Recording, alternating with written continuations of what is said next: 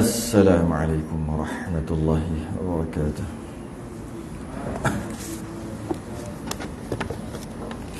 Innal hamdalillah nahmaduhu wa nasta'inuhu wa nastahdihi wa nastaghfiruh wa na'udzu billahi min shururi anfusina wa min sayyiati a'malina.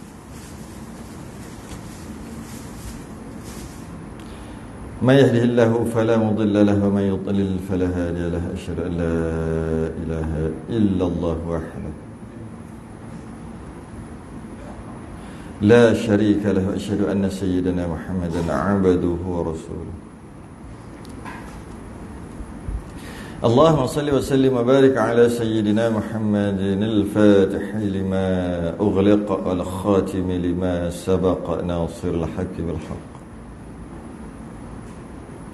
والهدي إلى صراطك المستقيم صلى الله عليه وعلى آله وأصحابه حق قدره ومقداره العظيم. اللهم نور بالكتاب بصري وأتلق بلساني واشرح به صدري واستعمل به جسدي بحولك وقوتك فإنه لا حول ولا قوة إلا بك سبحانك لا علم لنا إلا ما علمتنا إنك أنت العليم الحكيم ولا حول ولا قوة إلا بالله العلي العظيم. أما بعد, alhamdulillah, kita sambung pada malam ni kitab Kifayatul Muhtadi, syarah kitab Sulamul Mubtadi. Berhenti pada muka surat 4 Jawi. Alhamdulillahilladzi fataral alama biqudratihi. Berhenti kat situ. Rumi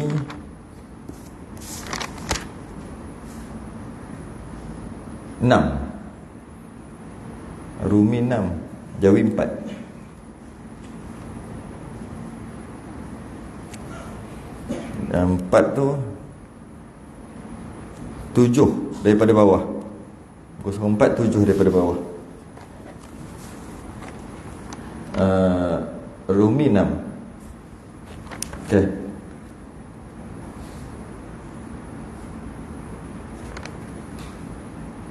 Qala al-mu'allif rahimahullahu ta'ala wa nafa'ana wa iyyakum bi'ulumihi fid darin amin ya rabbal alamin. Kemudian maka berkata musannif, yang kita bahas sebelum ni, adapun dengan makna bismillahirrahmanirrahim telah dinyatakan dia oleh musannif dengan katanya, dengan nama Allah Tuhan yang amat murah lagi amat mengasihani akan hamba-Nya yang mukminin. Itu yang lepas. Dan mana wabihi nasta'in telah dinyatakan dia oleh musannif dengan katanya, dan dengan dia kami minta tolong mulai risalah ini, yakni kami minta kuasaan daripada Allah Subhanahu Wa Taala atas memulai karangan ini dan menyempurnakan dia. Itu last yang lepas lah. Kemudian apa pula? Lepas dah bismillah, dah wabihi nasta'in, lepas tu apa pula? Kemudian maka berkata musannif, pengarang berkata, alhamdulillahilladzi fataral alama biqudratihi wa abda'al hikama. Okey. Dengan kasrah. Kasrah tu baris bawah ha. Dengan kasrah ha, baris bawah ha, dan fathah kaf, baris atas kaf. Yang mana ni? Yang hikama tu. Wa abda'al hikama. Ini nak beritahu baris je, sebab dia boleh baca macam-macam baris.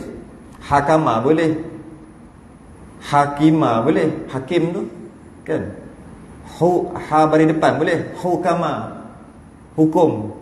Jadi dia nak bagi tahu barisnya kasrah baris ha baris bawah, kaf baris atas. Kenapa dia nak bagi tahu? Sebab orang yang ada kitab Rumi dia takkan tahu. Orang ada kitab Jawi dia tahu. Sebab mana ada baris. Jadi kenalah tulis. Orang yang kitab Rumi dia memang dah ada Rumi. Dia memang dah ada baris yang bukan pengarang letak pada asalnya, tidak. Okey. Dia nak minta baris saja. Bi hikmatihi wa iradatihi. Artinya segala puji bagi Allah, Tuhan yang menjadikan alam yang amat indah dengan kudrahnya. Baris tadi sekadar bimbang takut salah baris, salah maksud. Sebab tu maka dia beritahu kasraha fathah baris atas kaf, kemudian dia membawa maksud segala puji bagi Allah. Segala puji bagi Allah, Tuhan yang menjadikan alam yang amat indah dengan kudrahnya, dengan kekuasaannya. Adalah, ni nak terang pula apa cerita ni. Adalah makna pujian itu, kan dia kata segala puji bagi Allah. Puji itu apa? Maka adalah makna puji itu, puji itu mensyarahkan segala puji bagi Allah. Puji itu je. Apa dia puji-puji ni? Puji. Apa puji? Definisi dia, takrif dia. Dan adalah makna puji itu sebutkan keelokan perangai seorang dan perbuatannya. Sebutlah, bagi tahu. Sebutkan mulut, bagi tahu keelokan, kebaikan, keelokan, kemolekan perangai. Perangai ni bukan perangai Melayu, perangai bukan. Dia tabi'i. Tabi'i ni kita boleh kata perangai juga, perangai Melayu, tapi bukan maksud perangai Melayu. Perangai Melayu, perangai Melayu tu maksud perangai bahasa Melayu, bukan. Perangai ni apa? Keelokan perangai seorang, kejadian yang berlaku, tu maksud perangai. Kejadian yang berlaku, dia sebut. Kejadian yang baik yang berlaku, maka dia sebut. Dipujilah kita kata, tapi kita nak tak ada puji, tak bolehlah sebut puji. Ya? Seorang bukan masuk orang, bukan macam seorang malaikat. Allah tinggal seorang-seorang ke? Kan bukan orang, bukan masuk orang. Sebelum Allah cipta makhluk semua, Allah dah ada kan? Allah dah ada. Allah yang mencipta semua. Habis sebelum Allah cipta semua makhluk, Allah duduk seorang-seorang ke? Bukan seorang makna seorang, bukan seorang makna orang. Macam tu juga. Kesianlah kucing ni duduk seorang-seorang je kat dia. Bukan kau kata kucing tu orang. Maksud tu maksud dia. Jadi adalah puji, maksud seorang tu bersendirian, dia saja bersendirian. Jadi kalau dia perangai seorang, perangai ataupun kejadian yang berlaku, apa nak kata, sesuatu nak kena tak ada dia tak ada apa, tak ada nak cakap bahasa Melayu, tak ada. Sebab tu dia pinjam seorang. Macam malaikat lah. Malaikat ada dia punya penjodoh bilangan dia. Nak kata dua malaikat, dua apa? Tak ada. Bahasa Melayu tak support, boleh kata. Bahasa Melayu tak support. Tak boleh. Jadi nak kata apa? Jadi katalah dua orang malaikat. Tapi malaikat tu bukan menyerupai orang, bukan. Malaikat tapi dua orang. Macam mana? Macam tu lah. Dia tak support. Bahasa Melayu tak support. Jadi maksud seorang tu nak kata apa? Perangai, keelokan yang berlaku, ada yang buat kejadian tu, ada yang buat sesuatu, maka ianya berlaku. Kenapa kata seorang? Kita nak bagi contoh untuk mudah faham, kita boleh kata orang. Tapi kalau Allah, sebab kita nak puji Allah ni, jadi Allah bukan orang. Sebab tu kata orang tu bukan masuk orang. Jadi kejadian yang berlaku tadi tu, yang telah dibuat oleh yang telah dibuat siapa-siapa yang buat lah pun, macam tu, okay? Dan perbuatannya, perbuatan dibuat yang elok. Dia buat tu perkara elok, dia buat tu perkara elok kerana membesarkan dia. Apa ni? Puji, sebut dekat mulut. Puji adalah sebut dekat mulut, bagi tahu apabila sesuatu kejadian itu berlaku, perbuatan seseorang, seorang tak boleh pakai, perbuatan yang terjadi itu sangat elok, maka kita membesarkan dia. Kalau dia orang, kita besarkan orang tu lah. Kalau dia binatang, kita besarkan binatang tu. Bagus kucing ni, kalau dia nak buang air, dia masuk toilet, kita membesarkan dia. Jadi tak boleh kata seseorang kan, tapi seseorang tu mudah-mudah kata. Tapi kalau Allah, tak boleh kata seseorang juga. Tapi maksud tadi tu lah, okay? Kerana membesarkan dia. Dia tu orang besar dia tu kan, mana Allah lah. Maknanya membesarkan dia apabila apa-apa yang berlaku atas perbuatan, maknanya bukan dia jadi sendiri, ada yang buat, dan yang buat tu elok, maka kita sebut kat mulut benda baik. Itu namanya puji. Oh, ta'arif. Dia nak bagi ta'arif. Kalau orang yang dia ada binatang, binatang. Kalau dia pokok, pokok lah. Kalau dia tu orang, orang. Dia tu malaikat, malaikat lah. Kalau Allah, Allah lah. Okay. Nak membesarkan. Kerana ada kebajikannya. Apa yang terjadi itu atas perbuatan dia tu berkebajikan, baik. Jadi macam mana atas yang memuji atau lainnya, tujuannya nak puji lah, atau seumpama dengan puji, seperti dia bagi contoh seperti orang. Macam mana disebutkan seorang dengan bersifat dengan murah atau berani atau lainnya. Dia tu pemurah, mana puji tu? Kita nak cerita puji. Puji apa? Puji orang. Kenapa? Dengan pemurah dia tu orang dapat manfaat, kan baik tu. Dia tu berani, kan bagus berani. Dia tu berani tu. Maka dengan keberanian tu, perkara tu baik, berkebajikan, boleh tolong orang sebab berani. Maka kita berkata dia tu berani, itu puji. Dia tu pemurah, itulah puji. Kita nak faham maksud puji tu apa. Dia nak ta'rifkan. Habis. Itu secara umum ta'rif yang dikehendaki dan dikehendakkan. Apa yang dikehendaki dengan segala puji bagi Allah tu apa dia nak. Dan dikehendakkan dengan puji tadi, puji Allah, puji Allah. Okey. Tuhan yang menjadikan alam, betul tak? Okey. Alam. Sekarang dia nak bahas alam pula apa? Dan dikehendakkan dengan alam itu, maksud yang dimaksudkan dengan alam-alam itu barang yang lain daripada Allah Subhanahu Wa Taala. Istilah kaedah, istilah dipanggil ma siwallah, selain daripada Allah. Selain daripada Allah itulah alam. Dia mudah aja. Alam Allah, dua je. Sama juga makhluk pun boleh. Makhluk Allah. Allah Khaliq, pencipta. Selain daripada Allah makhluk. Simple. Dia tak ada 3, 4, 5, tak ada, dua je. Kalau alam, mana bukan Allah. Kalau Allah bukan alam. Dia bertentangan. Dia kalau dia tu makhluk, dia bukan Tuhan, dia bukan pencipta, dia bukan Allah lah, dia bukan Tuhan. Kalau dia Tuhan, dia bukan makhluk. Gitu kan? Jadi apa maksud alam? Ma siwallah, selain daripada Allah. Jadi makna alam ni bukan alam Melayu lagi lah. Alam bahasa Melayu. Tu kata bahasa Melayu ni problem untuk menerangkan sebab banyak sangat ambil bahasa Arab. Kalau kita alam kita apa alam kita? Kita Melayu alam. Alam kan? Alam. Alam ini lebih kepada bumi, alam tak? Cakrawala alam lagi kot, kan? Lebih pada tu. Tapi kalau malaikat macam tak berapa nak alam sangat. Tapi tu alam lah. Kalau dalam perut bumi sampai ke perut kerak bumi apa yang dalam perut bumi tu, kita tak panggil alam pula situ. Melayu. Tak panggil alam kan? Jadi sebenarnya alam tu apa? Masya Allah. Selain daripada Allah, alam lah. Ataupun senang cerita, makhluk alam. Paling senang dia kata itu barang yang, perkara yang, sesuatu yang lain daripada Allah SWT. Itulah dia alam. Jadi Allah dikatakan sini segala puji bagi Allah. Sebab Allah, segala puji bagi Allah. Kenapa puji tu? Kerana Allah buat sesuatu yang berkebajikan yang baik tadi. Maka kita nak puji. Segala puji bagi Allah. Okay? Tuhan yang menjadikan alam. Alam apa? Tuhan yang menjadikan selain Allah lah. Semua. Okay? Kemudian sambung lagi tadi, yang amat indah dengan kudrahnya. Tengok dia nak terangkan apa. Dan erti yang amat indah, indah tu apa? Suatu yang tiada bandingan, suatu yang tiada baginya bandingan. Tu maksud indah. Indah dia maksud sesuatu yang tak ada bandingan. Oh, indahnya. Tu maksud dia. Ya? Tu je dia nak terangkan. Segala puji bagi Allah, Tuhan yang menjadikan alam yang amat indah dengan kudrahnya. Bila menjadikan, jadi Allah jadikan, pastilah dengan kudrahnya, dengan kekuasaannya. Baginya bandingan. Dan mengeluarkan hukum,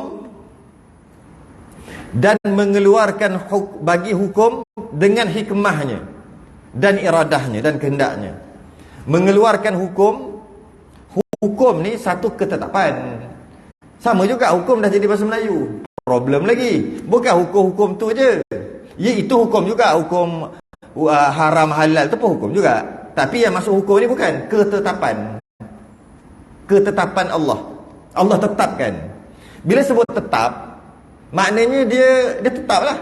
Kan? Tetap lelaki itu ketetapan. Sebab Allah tetapkan lelaki. Perempuan atas, tinggi, rendah, besar, kecil, itu tetap. Bila tetap, tentu, ketentuan, maknanya iradah, kehendak. Sebab tu dia ujung-ujung dia kata dengan iradahnya tadi. Dengan iradahnya. Sebab bila tetap je Allah. Ada tak yang dalam dunia ni, apa yang dalam dunia ni yang tak tetap? Bukan. Tidak perlu ditetapkan. Tak ada, semua tetap. Matahari terbit, tetaplah tu. Matahari terbenam, tetaplah tu. Mati, tetap. Hidup, tetap. Jalan, tetap. Ketetapan. Bila ketetapan, tetapkan. Sebab dia banyak boleh tetap. Ini boleh. Tiba-tiba yang ini, tu tetaplah tu. Kenapa matahari kenapa cerah matahari terbit pukul 7? Terbit tu maksud syuruk, dah nampak matahari, dah terang. Maknanya boleh tak pukul 8 baru, pukul 9 baru terang, pukul 10 baru terbit? Boleh, pukul 11 12 boleh je. Tapi Allah tetapkan pukul 7. 7 tu ketetapan. Bila tetap maknanya dia banyak boleh. Kemungkinan banyak berlaku, boleh, semua boleh. Tapi jadi yang tu aja. Itulah namanya tetap, kan? Lelaki boleh, perempuan pun boleh. Tapi kenapa dia jadi lelaki je? Dah Allah tetaplah. Sebab dia ada 2, 3, 4, 5 kemungkinan. Tapi jadi yang itu aja. Itu namanya tetap. Ketetapan. Bila kata tetap, dia ada kena-mengena dengan iradah. Iradah kehendak Allah lah. Allah lah yang nak. Dan mengeluarkan bagi hukum, bagi ketetapan. Keluarkan ketetapan tadi. Termasuklah ketetapan, ni boleh makan, ni tak boleh makan. Tetap juga. Kalau nak kira makan babi, boleh je. Nak makan harimau, boleh je. Makan beruang, boleh je. Tapi tetap tak boleh. Sedangkan kalau nak makan, boleh. Tapi tetap. Ada pula yang boleh, ada yang tak boleh. Itu ketetapan. Termasuklah hukum-hukum. Okay? Hukum-hukum yang bahasa Melayu kata hukum. Tapi hukum tu maksud ketetapan. Dengan hikmahnya, bila Allah tetap, bukan macam kita tetap. Kadang-kadang kita tetap, tak jadi apa pun. Allah tetap ada hikmahnya. Ada sebab di sebalik yang untung kita balik. Walaupun kita nampak ketetapan tu tak selari dengan kita. Kata Allah, kan? Allah, malas semayang. Malas nak semayang. Banyak semayang bagus, malas nak semayang. Tapi itulah tetap hukum, ketetapan. Ada hikmah dia. Tiba-tiba hikmah dia apa? Jadi sihat lah, itulah, inilah. Duduk macam senaman lah jadi. Tapi bukannya nak senaman tu semayang. Bukan. Hikmah. Terhasil daripada ketetapan tadi ada benda yang lain. Itu hebatnya Allah.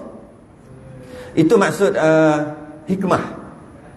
Mengeluarkan hukum dengan hikmah.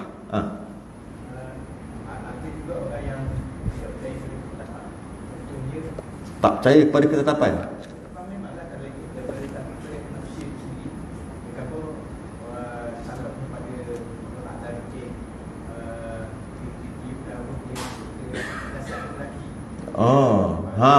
Maknanya dia tak terima ketetapan. Dia tak terima ketetapan. Dia tak terima ketetapan. Ataupun dia kata ketetapan tu salah. Bahaya sebab dia sebut tetap berkaitan dengan kehendak Allah. Lepas tu dia tak terima, sebab tu dia kata gitu. Tapi kita tak boleh yang contoh tadi, ketetapannya roh tu sepatutnya masuk kat lelaki, dia pergi masuk kat perempuan, kan? Itu bercakap tu memang salah dah. Tapi nak kata salah tu dari sudut apa? Tengok, sebab kalau bab akidah tak semestinya, tak boleh kata gitu. Menidakkan iradah Allah, kufur. Tak semestinya. Sebab dia kata kat mulut. Dia kata roh tu salah masuk ah. Maknanya ketetapan Allah dah tersalah. Macam itulah maksud dia. Bukan maksud apa, kan? Sebab tu dia kata sebenarnya dia ni perempuan, tapi dah salah masuk jadi laki pula. Maka kena repair. Oh, dia repair pula. Modify apa lagi? Modify. Lawa pula daripada original. Tapi suara dia tak boleh ubah. Siapa cerita ni? Tak ada tahu siapa. Tanya orang yang tanya. Lagi lawa lah pula. Sekarang ni bila dia kata gitu, itu pertama dia boleh panggil orang yang buruk. Dia panggil lara. Satu, tak berdosa, lara. Boleh jadi gitu. Boleh jadi juga dia macam percaya, tau. Tapi dia bukan menidakkan kuasa Allah, tidak. Bukan menidakkan kudrah, tapi percaya bodoh gitu, dia panggil jahil. Itu berdosa. Tapi kalau dia menolak ketetapan betul, kufur. Tapi orang tak tolak ketetapan Allah itu. Dia biasanya lebih kepada dia jahil murakkab. Orang cakap itu jahil. Mana boleh pindah-pindah? Mana? Nak masuk sini tu salah masuk. Dia panggil jahil murakkab. Dia tak tahu, dia tu tak tahu. Jahil berlapis. Jahil berlapis 2 kali. Jadi setakat tu dosa. Mana boleh kata gitu? Dosa. Tapi kalau nak kata tentang akidah tak boleh lagi, sebab akidah pegangan. Dia tak pegang gitu. Kita yakin dia tak pegang gitu. Kecuali dia kata baru dia menidakkan kudrah. Dia menidakkan iradah, kehendak Allah. Silap kehendak Allah tu boleh tersalah lagi tu, maka kufur lah. Itu cerita tentang sifat Allah, jangan main. Tapi biasanya orang tak kata gitu. Dia cuma kata jahil je, jahil murakkab. Kalau akidah dia masih lagi ada walaupun sebesar zarrah, masih lagi Islam lah. Sebab tu ahli sunnah wal jamaah dia paling susah nak kafirkan orang. Paling susah. Kona kau tu Mu'tazilah. Ramai bunuh ulama Mu'tazilah. Bila 200-300 hijrah. Kita tarikh kan 1444 kan. Dia 200. Tarikh tahun baru 200. Dah ada Mu'tazilah. Pemimpin Islam. Bunuh ulama ni. Tetap juga ahli sunnah wal jamaah tak kafirkan juga. Dosa besar, fasik, bid'ah ada. Orang kata Allah duduk kat arash. Tak lagi nak kafirkan. Kata duduk ni tak boleh lagi. Nanti dulu. Cek betul-betul. Payah nak kafirkan orang. Tapi berdosa tu pastilah. Tengok apa maksud duduk. Duduk yang layak. Okey, duduk yang layak tak kafir. Habis tu berdosa pastilah. Mana ada duduk yang layak, dah duduk nama tak layak dah. Tapi dia panggil jahil, murakkabun. Biasanya ramainya dekat jahil. Dan ahli sunnah wal jamaah dia memang payah nak kafirkan orang. Payah. Masuk kafirkan orang bukan. Mu kafir bukan. Jika begini gini maka kufurlah ia. Itu maksud. Memang kafir tu semua orang tak berani. Siapa berani? Sekali tunjuk mu tu 3 mengadap balik kita. 3 jari. Satu mu kau kafir kau. Tengok. 3. Tak berani. Bukan maksud tu. Maksudnya jika begini kufur. Jika begini kufur. Jika begini kufur. Dia tak tunjukkan orang. Pun payah. Ahli sunnah wal jamaah yang sebenar. Jadi bila Allah menetapkan hukum atau Allah menetapkan sesuatu, pasti ada hikmah. Itu yang kita kata ada hikmahnya. Itu hikmahnya. Walaupun benda tu baik, pastilah ada hikmah. Kalau benda tu elok, selari dengan kita. Kalau benda tu buruk sekalipun, bagi kita sebenarnya ada hikmah. Rupa-rupanya aku jadi begini kerana begini. Rupa-rupa itulah hikmah. Sebenarnya hikmah tu daripada hukum juga. Daripada perkataan hukum juga. Hukum, hikmah, hakim, hikam. Kita hikam tu semua sama. Semua daripada yang sama. Hukama. Okay. Dia bagi tahu pula. Dan iradahnya. Hikamun itu hikam. Yang kita hikam tu jamak hikmatun. Hikmah Melayu dah jadi hikmah tu. Jadi hikam adalah hikmah. Hikmah. Jadi bila kata hikamun dengan maksud banyak hikmah. Allah suruh buat macam tu, yang ianya tak selari dengan kita, tak seronok kita benda, tapi Allah dah tetapkan banyak hikmah. Bukan hikmah. Hikamun dengan maksud banyak hikmah. Jamak kan? Dan erti hikmah itu, apa maksud hikmah pula? Meletakkan suatu yang menghantarkan dia pada tempatnya. Yakni menujukan suatu dengan tempatnya. Itu maksud hikmah. Saya nak faham. Meletakkan suatu dan menghantarkan dia pada tempatnya. Maknanya adil lah tu. Itulah hikmah. Adil. Meletakkan suatu kena pada tempatnya. Maknanya ada ulama mengatakan maksud hikmah tu adil. Apa hikmah? Lelaki boleh ada kuasa talak, perempuan tak ada. Kita nak kata apa? Apa hikmahnya? Itu ada. Apa hikmahnya? Maknanya di mana keadilannya? Itu. Betul tak? Apa hikmahnya? Kita boleh kata di mana keadilannya? Bukannya nak mempertikai, nak bagi tahu di mana keadilannya. Jadi apa hikmahnya orang lelaki ada kuasa talak, orang perempuan tak ada kuasa. Kita kata apa hikmahnya? Kalau tengok takrif ni, maksudnya adil. Kita tukarlah. Di mana keadilannya? Di sini adalah. Panjanglah cerita. Kita bukan nak cerita pasal tu. Cerita ada ulama mengatakan hikmah itu adil. Hikmah tu adil. Apa hikmah tak boleh makan babi? Kita tak tahu apa hikmah. Ataupun di mana keadilannya tak boleh makan babi, sedangkan binatang lain boleh makan. Kat situ hikmahnya, buatlah kajian. Rupanya ada kuman tu, ada kuman ni, ada itu, ada virus ke, ada apa ke, tak tahulah. Rupanya apa yang kita makan, dalam kitab Al-Jauhar Al-Mauhub, dia kata apa yang kita makan, sifat yang kita makan akan mempengaruhi kita. Sifat yang kita makan, apa yang kita makan, dia ada sifat dia, akan mempengaruhi kita. Makan banyak yang warna merah akan mempengaruhi kita. Adalah, kena buat kajian lah, jadi macam mana. Makan yang banyak warna hijau, kita akan jadi macam mana. Makan yang keras-keras, kita akan jadi mempengaruhi. Sama ada mempengaruhi kesihatan, mempengaruhi tingkah laku pun. Tingkah laku pun boleh. Makan kacang menyebabkan keras hati, mempengaruhi. Minum susu, tahu? Tak tahu. Menyebabkan banyak kan? Dia mempengaruhi. Ya, ada. Dia mempengaruhi. Cuma kita tak jumpa lah. Apa yang kita makan mempengaruhi mungkin kesihatan, malah tingkah laku pun, cara berfikir, dia ada pengaruh.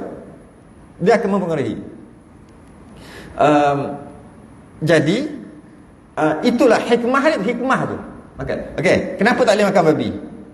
Okey, kita tengok dari segi virus tu, bakteria tu, bagi kat orang yang kaji lah. Kita nak tengok tengok comel tak babi? Satu. Kita diwajibkan untuk sembelih.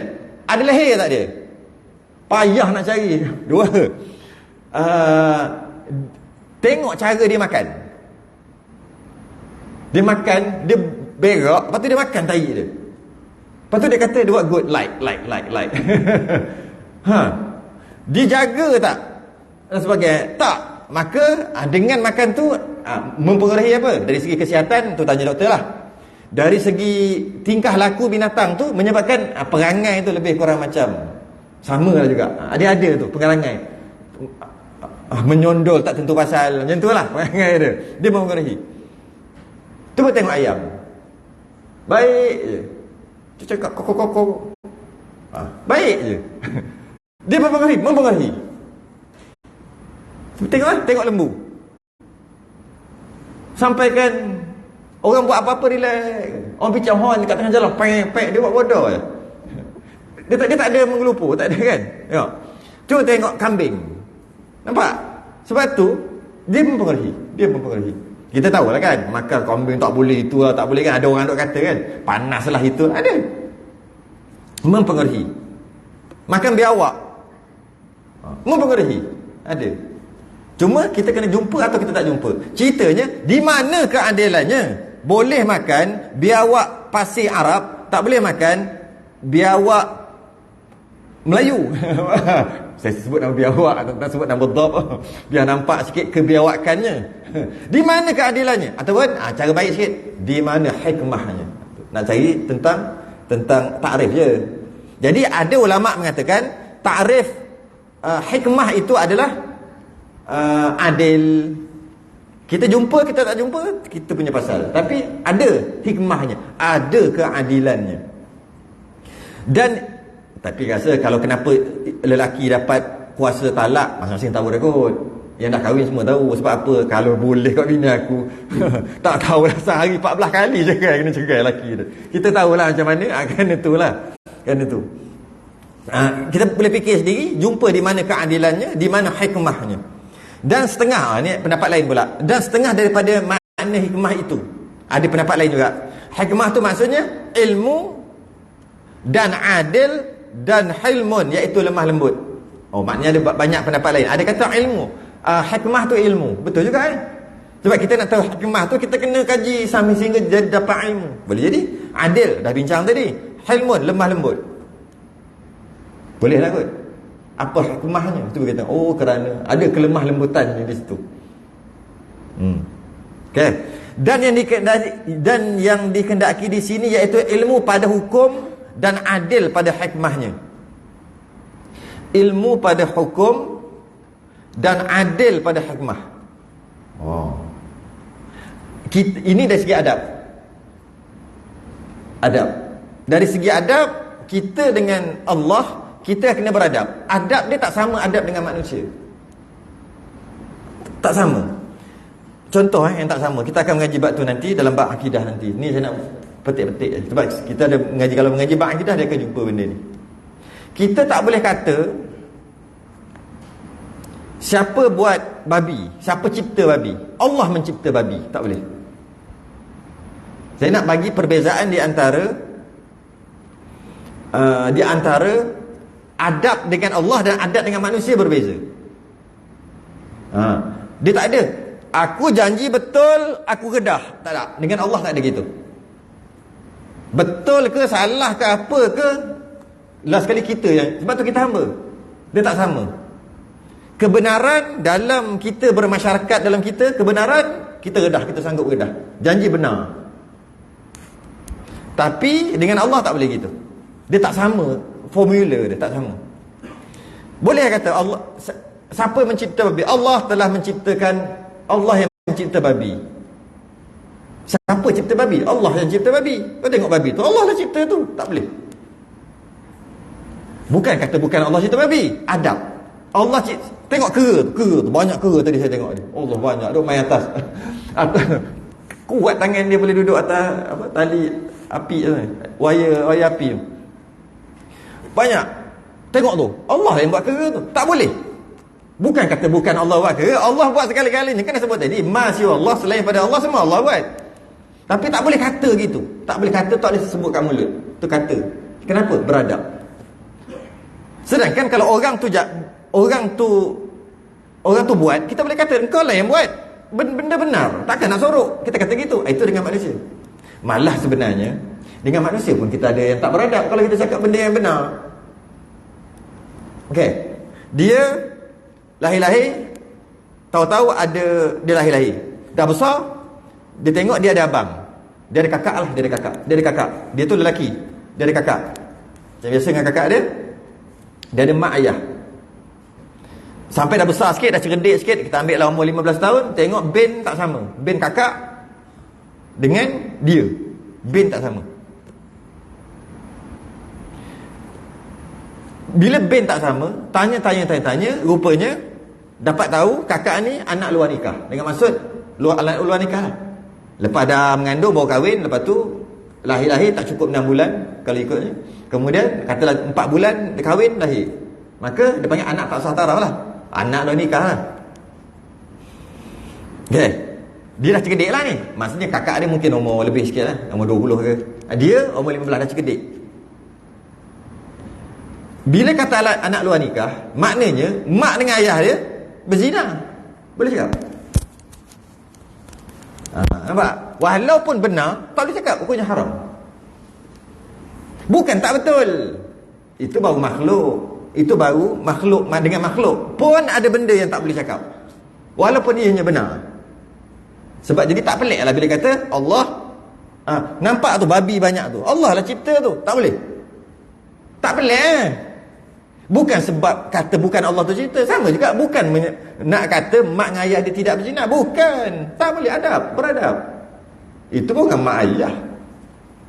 Mak ayah yang memang buat salah lagi pun tak boleh cakap.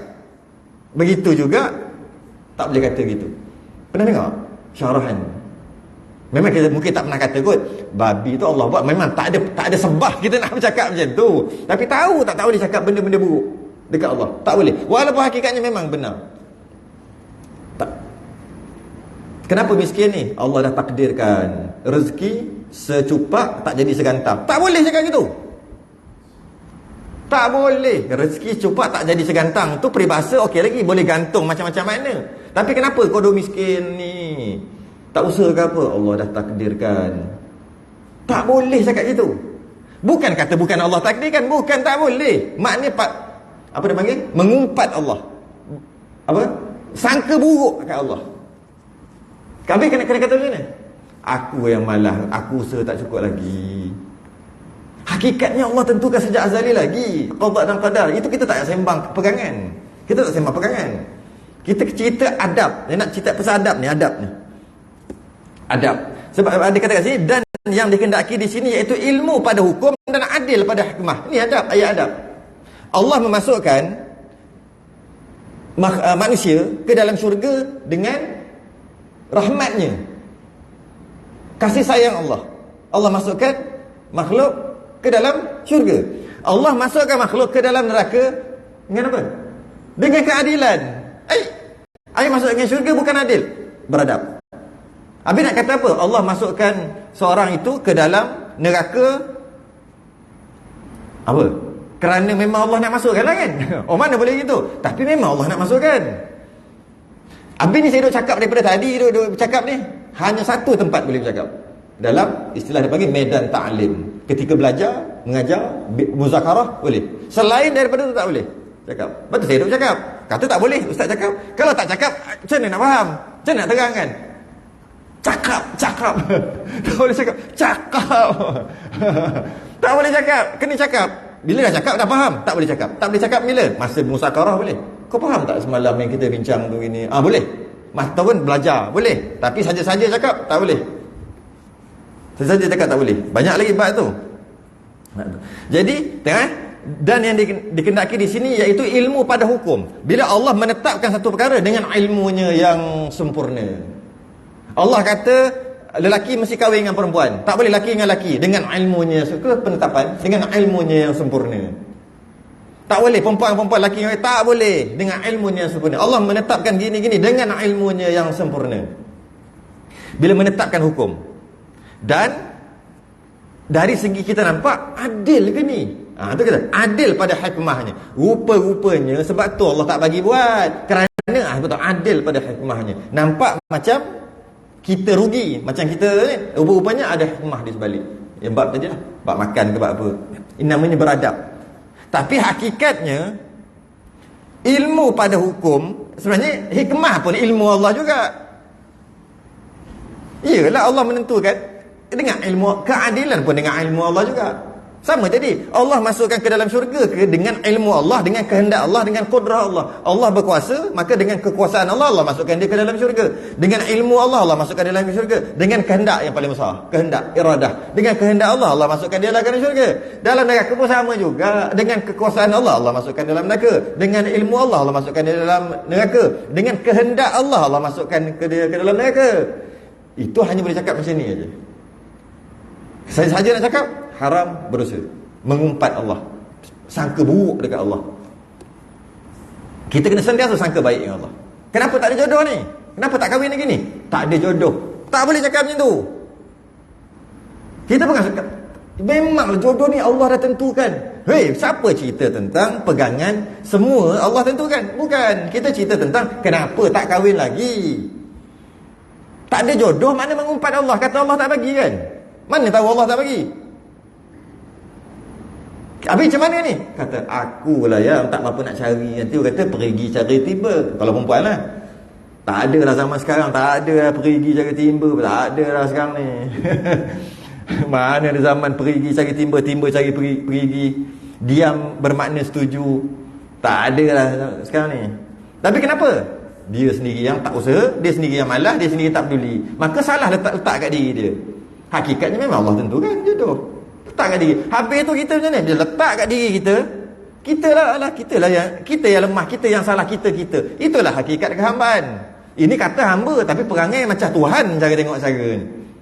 Hamba ni apa-apa semua salah kat dia. Aku salah, aku yang bodoh, aku apa? Saya bodoh Tuhan. Saya cerita tu kan. Saya bodoh Tuhan. Cakap kau bodoh. Ya, saya bodoh Tuhan. Tu. Dengan Tuhan kita. Tuhan tu Tuhan lah. Apa-apa je, jadi apa-apa je, saya yang salah, saya yang lemah, saya yang tak reti buat, saya. Hakikat semua daripada Allah. Kita bukan cerita hakikat. Kita bukan cerita pegangan. Ini perbahasan dari segi halusnya bahasa para ulama terdahulu. Halus sangat. Hukum ilmu pada hukum, adil pada hikmah. Adil pada hikmah. Maka jadi makna perkataan musannif itu, jadi dia nak bagi tahu maka jadi makna perkataan musannif. Maksudnya Syekh Muhammad Nur cakap. Syekh Muhammad Nur yang pengarang kitab Kifayatul Muhtadi cakap, maka jadi makna perkataan musannif, pengarang. Siapa pula? Syekh Muhammad Nur yang karang, bukan. Musannif tu Syekh Daud. Syekh Daud karang kitab ni. Saya bawa juga akhirnya. Ni kitab dia, ni kitab asal. Nama kitab ni Sulamul Mubtadi. Yang ada kalau yang Rumi tu, yang Jawi tu, yang kat tepi tu. Ni ada dalam ni. Kalau kita tengok, kita belek-belek, semua ada duduk tepi luar kotak ni, semua dalam ni. Yang dalam ni, yang dalam kotak, itulah Syekh Muhammad Nur, Qadhi Mekah 1924. Habis ni Syekh Daud sebelum tu lagi dah wafat dah lama dah. Kalau yang Rumi, yang dalam kurungan, saya punya dah hancur-hancur dah kitab. Dalam kurungan tu, yang ada kurungan-kurungan, itu dah Syekh Daud Al-Fatani. Yang luar kurungan, Syekh Muhammad Nur. Sebab tu dia kata, maka perkataan musannif, perkataan pengarang. Pengarang apa dia yang pengarang? Perkataan pengarang yang ini, yang dalam kurungan tu, yang luar kotak tu. Ini kitab ni. Okay? Tebalnya asal ni. Jadi mana Rumi? Oh, ambil. Jadi gitu. Asal ni. Yang Syekh Daud, itu Syekh Muhammad Nur punya syarah. Kalau yang Jawi, ni tebal juga. Okay? Maka makna perkataan musannif, makna perkataan Syekh Daud nak fahamkan apa dia? Dan mengeluarkan bagi ilmunya, ya Allah, atas rupa yang tiada terdahulu baginya. Tiada terdahulu baginya bandingan. Maknanya, dia cerita apa ni? Ni cerita indah. Syarah indah je pun. Syarah indah. Apa indah? Cuba indah water. Saya fikir tak? Tak ada indah water, hidup kita tak indah oi. Mereka entah buat kerja apa benda dah tu. Kita hidup indah. Kenapa yang sebut indah? Sakit perut. Nak apa? Apa? Buang yang keruh, ambil yang jernih. Nak buang yang keruh, ambil yang jernih. Masuk toilet, indah. Buka bol tu, duduk atas tu, indah. Keluar, tak nampak. Lepas tu tarik, indah. Cuba macam ni, indah tak? Sakit, masuk rumah, tak ada bilik air. Mana tepi tu pun boleh lah. Prek tepi tu.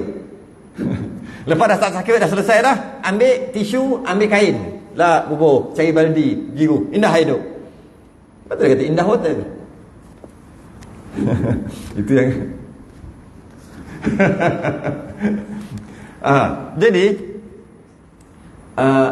sekarang ni pengarang sedang mensyarahkan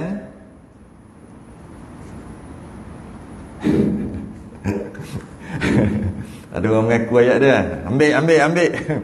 Maka jadi makna perkataan musannif nak bagi tahu maksud indah tu apa? Ya kan, kita tengok daripada awal segala puji bagi Allah, Tuhan yang menjadikan alam yang amat indah. Apa maksud indah? Apa maksud indah? Maksud indah tu adalah dan mengeluarkan bagi ilmunya. Indah tu terjadi dengan ilmunya, ilmu Allah. Atas rupa, atas kejadian, rupa kejadian yang tiada terdahulu baginya bandingan. Tak ada sebelum ni yang macam tu. Terbaiklah, yang terbaiklah. Itu maksudnya. Yang tiada terdahulu baginya bandingan. Maksudnya tak ada yang terbaiklah. Dulu tak ada macam ni. Itu indah. Dengan keadilannya. Jadi bila sesuatu yang Allah buat dengan keadilannya dan kehendaknya juga. Dan Allah nak, pastilah. Ada tak yang berlaku dalam dunia ni yang Allah tak nak tapi jadi juga? Ada tak? Tak ada. Kalau tak ada, nak kena ada soalan seterusnya. Kalau ada yang Allah tak nak jadi juga. Jadi pelik ni. Maknanya ada Tuhan satu lagi ke apa? Kalau kata ada tak apa yang berlaku dalam dunia, apa yang berlaku dulu sehingga sekarang yang bukan kehendak Allah? Kalau nak pendekkan ayat, bukan Allah nak. Sama je kehendak dengan nak tu kan. Bukan yang Allah nak tapi jadi juga. Ada tak? Tak ada kan? Pastinya tak ada. Kalau cakap ada memang pelik. Tak Tuhan, tak jadi Tuhan dah kalau kata ada. Sebab ada yang Tuhan tu tak nak tapi jadi juga. Maknanya bukan Tuhan tu. Tuhan ni apa yang dia nak, atau bahasa lain, apa yang dia kehendak pasti jadi. Tu baru Tuhan. Ini ada tak? Tak ada. Kalau tak ada, maksudnya apa yang dia nak, Allah nak, semua jadi.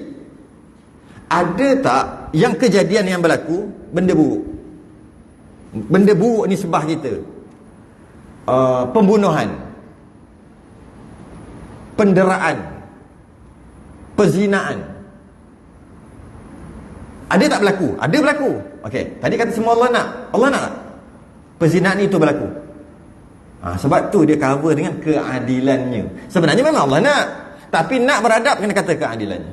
Tu sebab tu dengan keadilannya dan kehendaknya juga. Kenapa keadilannya? Dah Allah kata jangan berzina, jangan membunuh, jangan ambil nyawa bukan haknya, tapi dia buat juga, maka dengan keadilan Allah. Tapi sebenarnya Allah nak lah. Sebab kalau kata kejadian itu berlaku bukan Allah nak, habis tu siapa nak? Bukan Allah nak. Allah nak lah, tapi tak boleh cakap. Habis tu kena cakap keadilan, beradab. Sebab ini bukan orang, ini Tuhan. Saya saja cakap bisik-bisik, tak kena bisik pun. Nak bagi tahu nisbah kita dengan Allah, apa-apa pun kita kena kata Allah lebih. Dan memang Allah lebih pun. Dan kita semua semua kejahatan-kejahatan kat kita. Yang biasa kata, yang baik itu daripada Allah, yang tak baik itu daripada diri saya sendiri. Maknanya yang baik itu Allah nak, yang tak baik itu saya yang nak. Okey. Adat cakap okey. Macam adat cakap hujan membasah, air membasah, api membakar, adat cakap okey. Sebab kita kata yang baik itu daripada Allah, dengan maksud yang baik itu Allah yang nak. Yang tak baik daripada salah silap, jahat semua saya. Maknanya saya yang nak, bukan Allah nak. Ke gitu? Bukan. Memang kita kata daripada saya yang nak. Tapi hakikat kita pegang kat hati, Allah lah juga nak. Kalau bukan Allah nak kejahatan tu berlaku, macam mana boleh berlaku? Tapi nak cakap, tak boleh beradab. Berdosa besar cakap gitu. Berdosa besar, bukan dosa kecil. Macam tadi, Allah buat babi, Allah. Tu Allah cipta. Nampak tak tahi tu? Tahi ni Allah cipta tu. Hebatnya Allah. Konon-konon nak baik, nak kata hebat. Kau nampak ni? Tui, ludah atas muka. Hijau. Kau tahu tak? Kahak tu Allah yang buat. Memang Allah buat. Tak boleh cakap. Tapi penumbuk dulu lah sepuji. Lepas tu baru cerita lah Allah tak Allah. Nak bagi tahu, sesuatu tu kadang-kadang memang kita tak boleh bercakap bila berhadapan dengan Allah. Kerana hakikat kita, hakikat kehambaan, kita ni hamba. Bukan boleh cakap suka-suka. Walaupun ianya benar sekalipun, tak boleh cakap. Tapi pegang, wajib pegang. Pegang akidah, wajib akidah pegang. Tapi tak boleh cakap. Akhir sekali dengan kita faham hakikat kehambaan tadi, barulah makin lama makin kecil. Aku ni macam tak ada apa-apa. Aku ni macam bodoh. Aku ni macam tak ada apa-apa. Itulah baru makhluk, itulah baru hamba. Tak ada apa-apa. Buat ni jadi elok. Aku buat usaha jadi baik. Serah ke Allah. Allah yang buat, bukan aku. Buat jadi benda buruk. Kena kata aku buruk, bukan Allah. Habis aku jadi apa? Aku ni tak guna. Baru tahu diri ni tak guna. Macam tak guna kita. Lah, baru tahu ke tak guna? Umur 50 baru tahu diri tak guna. Terus sungguh tak rasa hamba sebelum ni. Kita rasa macam Tuhan pula. Kita dia panggil ananiyah. Aku. Aku mulut, adat kata tak ada masalah. Bercakap adat. Masalah dengan hati-hati ni. Aku. Habis. Aku. Sebab kita akan mengaji kitab Kifayatul Muhtadi. Kau apa ni? Maghrib lambat. Biasa masa ni dah. Maghrib lah. Okey. Kita akan mengaji kitab ni. Permulaan kitab adalah berkaitan dengan akidah, tapi atas jalanan salaf, bukan khalaf, bukan atas jalanan sifat 20 ni. Tapi bukan yang 3 rububiyah, uluhiyah, asma' wa sifat, bukan itu apa, jalanan kan ada 2, satu jalanan khalaf, satu jalanan salaf. Jalanan salafus salih ni, salaf 300 tahun hijrah yang pertama.